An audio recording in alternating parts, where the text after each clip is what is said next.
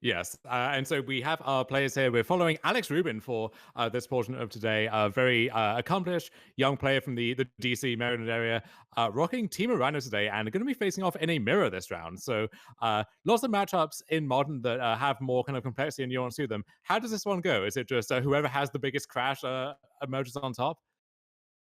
Yeah, I'm not totally sure. Certainly, both players have the ability to counter opposing crashes and the ability to clear opposing rhinos and kind of outsize them, or I guess trade with them with something like Fury.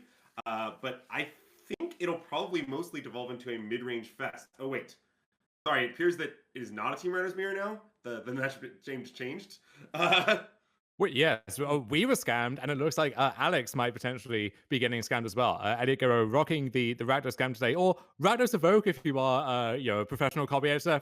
For the rest of us, Rakdos scam, and this is a matchup which, in my experience, I think is decently favored for the Rakdos scam side, but there is also a lot of play back and forth, and it is a very swingy matchup as well. Yeah, very much agreed. I mean, I think the games are most likely to devolve into a mid-range grind fest after some thought seizing, some griefing, some various exchanges of cards. I think players are going to rapidly reach a state where they're kind of top decking, and we'll see who kind of emerges out on top of that. Yeah, and the thing about the Rhino deck in this matchup is all of its cards are kind of relevant. So its removal can line up well against the evoke creatures. Force negation, not a great card, but can tag a Feign Death on a Fury or a Fable of the Mirror Breaker, something like that. And then from the Rakdos scam side, you have to deal with the rhinos, and those are going to be your first targets for grief, thought seize, effects like that. But then you have to kind of slog your way through all of the other cards as well. So yeah, a lot of back and forth, a lot of interaction from both sides here. I mean, I think both players are likely to get a lot of top decks kind of throughout the game. So even if Rakdos Scam discards the initial Cascader or what have you, at some point, probably Rhinos will draw another one. They have 8, and 4/4s will enter the battlefield. Of course, it's not to say that Rakdos Scam can't answer those 4/4s, just that, like, that is something that we will probably see. Um, Yeah, this is a matchup where it is unlikely that that turn one Ragavan or just making a 4/4 for you on turn one unlikely to go the distance. You have to be prepared for a longer, more mid-rangey game. Even though I think this is more of a linear deck than a mid-range deck most of the time. yeah, that is fair. Certainly, Rhinos kind of straddles the line between unfair Cascade archetype and fair mid-range deck. I don't know. It's kind of in a weird middle ground. Um, Yeah, with both of these decks, this is the fairest of all of the various different Cascade decks, and then the most linear or combo-esque of the various Rakdos mid-range decks. So you're kind of seeing both extremes meeting in the middle here. And it looks like both players having kind of a slow start. I'm not totally sure, but it seems like the Irish game player might have mulliganed a bit, which certainly that deck is want to do. At least when I play the deck, I'm unwilling to keep a. I only keep a pretty narrow range of sevens, I would say. Yeah, you want a hand that does something powerful. And the good thing about this deck, you have a lot of ways to do something powerful and a lot of different ways to do that. But you do have to be willing to mulligan aggressively in search of those fast starts. We do see our sponsor Drip here on the bottom right. And I do want to commend officially from the booth the Drip on display from Alex Rubin, signed Onslaught Woodford Hills into a signed Dissension breeding pool. No better way to draw that one up. Yeah, I do agree with that. Although personally, I am a basic land bin gamer myself, but Different strokes for different folks, I suppose. So a very slow start from both players here. Alex passing with 3 mana up, usually a telltale sign of a oncoming violent outburst. But Children of the Apocalypse are making its way into modern here for the Rakdos Scam deck, and this is a card which has is one of the defining cards in both Standard and Pioneer. Has also shown up in Legacy and Vintage. Modern is the one format in between where we don't really see that card make an impression too often. But it turns out a 4/5 with relevant text, actually a pretty decent lineup against a 4/4 Rhino theme deck. very much agreed. And honestly, I'm not familiar with this particular piece of technology. I'm not sure if you have seen it. I haven't seen Shieldred much in the Rakdos game sideboards, but as an anti-Rhinos card, it seems absolutely excellent. I mean, you're probably going to get a Rhino trade with it. It's out of range of Fury, so any way you slice it, you're going to get 2 cards or a card and a half in the exchange. Not to mention that just sitting there and draining them for 2 every turn while you gain 2 every turn is pretty easy to take over the game. Um, And the nice thing about rhinos is, even if you are brickwalled on the ground like this, if Alex just attacks with his rhinos, Elliot might feel priced into blocking, but then any of Violent Outburst, pumping those Rhinos and making 2 more cards like Fire Ice, Bone Crusher Giant, dealing 2 additional damage. And then, yeah, we're just going to lead off here with Fury. So dealing 4, and I imagine more to come after that. I So mean, Ellie, throwing 3 cards into the void, but you will do that to get shielded off the board. right? It's certainly a reasonable play of Alex to just like get the shielded off, get the damage in, put Elliot on a 2-turn clock. However, Elliot can't really be sad about having exchange shielded for 3 full cards. I mean, you really cannot ask for much more than that. And Elliot, a few turns late here, looks like he has a scam lined up in terms of Grief plus Undying Malice, but all of the relevant cards have left Alex's hand at this point, and going to be tough to just beat what Alex has on board here. Wait a minute. Why didn't Alex attack and Violent Outburst down the shielded last turn? That is a good question. There was no need to pull the trigger there right away, and because Elliot was tapped out, there was no possibility of any kind of a feign death, saving shielded in combat, anything like that. Yeah, I'm not totally sure why Alex chose to play the game out in that way. Although perhaps he was trying to kind of milk the maximum value of his cards, not wanting to lose any of his Rhinos like material, keep the creatures in play, and then kind of he had so many removal spells, not worried about exchanging them at a negative rate. But an interesting choice there for sure. And taking a sneak peek at Elliot's list, this is a very unusual take on Rakdos Scam. We saw the main deck Shieldred. That is just the beginning. We have Rotting Regisaur as a 3-drop that can punk out some of those fair games, and Liliana of the Veil as well. So this is a list which is, it seems like, leaning away from some of those linear combo aspects and going hard on just big stuff, for lack of a better term.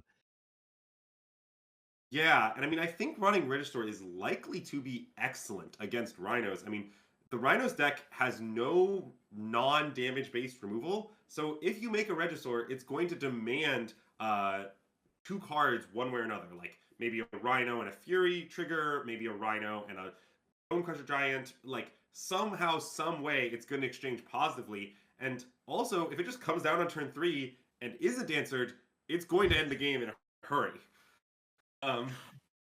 Yeah, Elliot rifling through a lot of different sideboard cards there, only some of which are legible to the viewing public. We're going to do our best as commentators to bring confirmation of that to you. A different Liliana the Last Hope there as well. So this might be the kind of next level move if you think you're going to play against a lot of the Mirror or other Ragavan decks where some of these more grindy elements are going to do the job. We see Hidetsugu Consumes All on the checklist card there. That's a nice way to clean up a board of Rhinos. We'll see what other delights this deck list has in store. Yeah, and I mean, I know these decks commonly have a number of Hidetsugu Consumes All and Engineering Explosives in the sideboard, usually to answer things like Hammer, Creativity, and Rhinos itself. Playing it main deck is unusual, but it does make a certain amount of sense between cleaning up Ragavans and the other matchups I just named. And you really want explosives against Violent Outburst in particular. Hidetsugu Consumes All can try and deal with everything a turn later on, but that's at least 8 damage that's coming through before you have time to clear that up. So that is a matchup here where I'm sure Elliot wishes that he had some explosives in the holster there.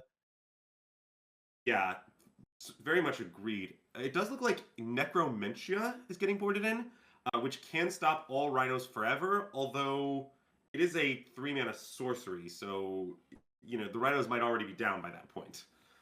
Yeah, Necromentia against these Cascade decks of really any description is much better on the play than it is on the draw, where often they have done their cascading thing of some variety before you even have a chance to cast that card. So keen to see if Elliot actually leaves those in the deck going into game 3.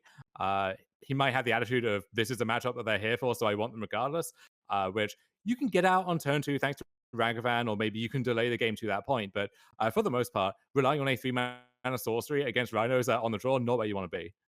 Yeah, agreed. And I expect both players here to be boarding out any copies of Blood Moon they have had, since they're both Blood Moon decks. The card looks pretty silly, which opens up a fair amount of space for whatever sideboard cards you want. That is, if you have 4 obvious blanks, it's easy to fit what you need. Yeah, the funny thing about these Blood Moon mirrors is that the thing about Blood Moon is it can win games or steal games in matchups where it really has no right to. Against the Rhinos deck, maybe they just don't have the ability to fetch a basic forest, and then you lock them out of ever casting Violent Outburst. But that isn't reliable enough to be a feature of the post Cyborg games. But yeah, in game one, sometimes you are the Blood Mooner, and sometimes you're the Blood Moonee. Yeah, agreed. I think the funniest thing about Rakdos Scam is when they have Blood Moon in play, stopping them from playing Dothy Voidwalker, since it's a BB card and requires 2 basic swamps to cast. I did last weekend have my Motide opponent hit me with Ragavan, reveal my own Blood Moon, cast it against me, and then lock themselves out of casting the 2 counter spells that were in their hand. So not sure who the scam victim was in that situation, but I'll leave that one to the philosophers among us. Certainly someone scams someone. I don't think anyone would describe the interaction you described as just, fair default magic. 2 copies of Shieldred in its opening hand. Like this almost looks more like a souped up Pioneer deck at this point. Your Rakdos midrange deck got a few new toys as opposed to the Rakdos scam that we all know and love. Yeah, agreed. The Pioneer deck plus Evoke Elementals, if you will.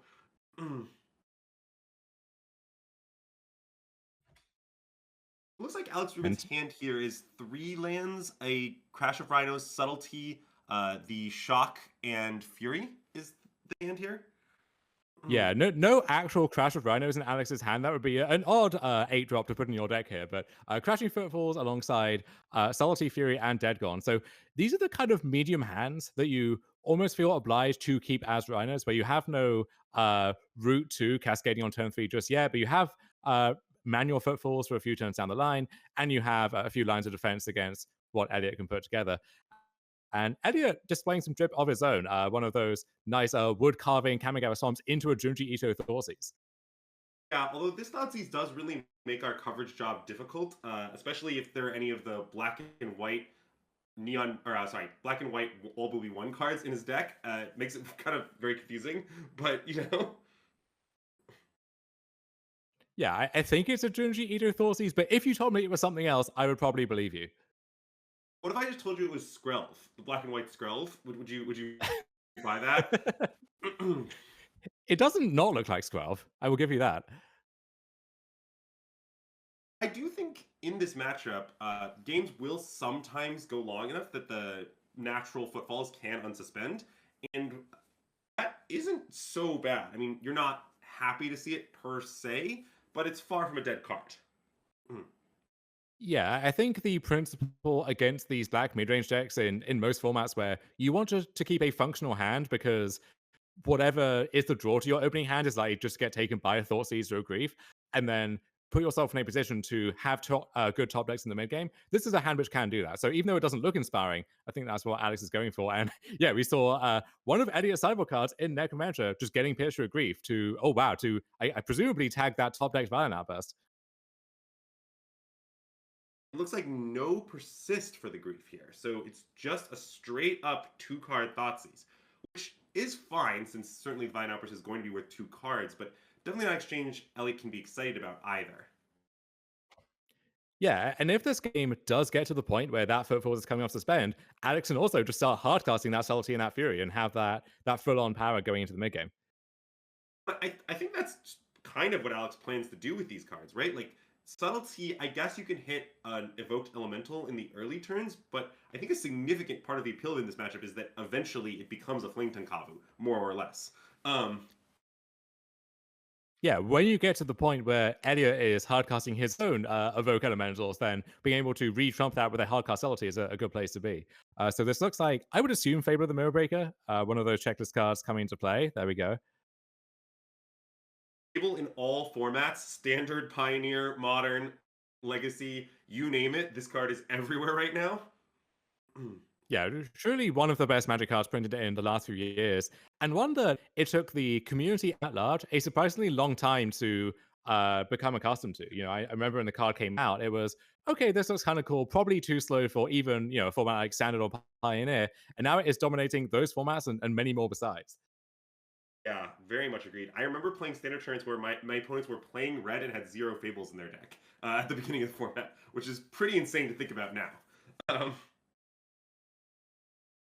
Yeah, I played an Alchemy Set Championship where the most successful teams had Fable in their deck, and one of those only was clued into the card because they got paired against a Japanese player on the arena ladder who beat them up with the card, and then they were inspired to try it themselves.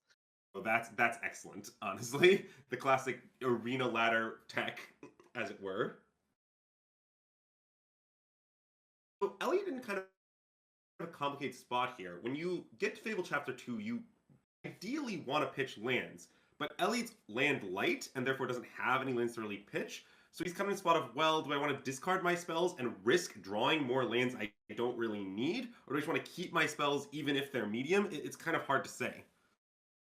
Yeah, it looks like Elliot does just keep everything in hand. And that is a tension you run into with this scam deck, where in the mid game, you want to be building up towards Hardcast, Grief, or Fury, or Shieldred, I suppose. You need enough lands to support that. But then you also don't want to risk actually flooding out when you could be drawing towards something more relevant instead. So Hardcast Subtlety going to be taking that Shieldred. And now, tough decision for Elliot over where you want to put that back. So you know those pair of Rhinos are coming down next turn. Do you just want to untap and present the same Shieldred again? Doesn't sound like the worst thing in the world to me. But you might think that you need to break that emergency class, go digging towards an answer for those Rhinos instead. And Elliot might be playing to terminate one of the Rhinos and looking for a way to double spell. Currently, with exactly 4 mana between the Goblin token and the lands, there is no way to cast 2 spells on Elliot's turn. And so I think that's what he's hoping to achieve by bidding the Shieldred. Finding another removal spell, finding another land to play Terminate plus Lily, some sequence along those lines. And Elliot does know about that Fury way back from the very first turn, and so there is some concern that if you play the Shieldred again, well then Alex can just attack, and if you block, well then the Fury can finish off the Shieldred and be a relevant threat sticking around in its own right. So the Shieldred is a little awkward here, but then I'm not sure what would not be awkward from this position. This is one of the strengths of the Rhino deck, just really making it hard to play against. Yeah, very much agreed. It's sort of darned if you do, darned if you don't. Like, the Shieldred doesn't seem good enough to win the game, but I also don't really know what winning the game looks like for Elliot from this point. He's very far behind.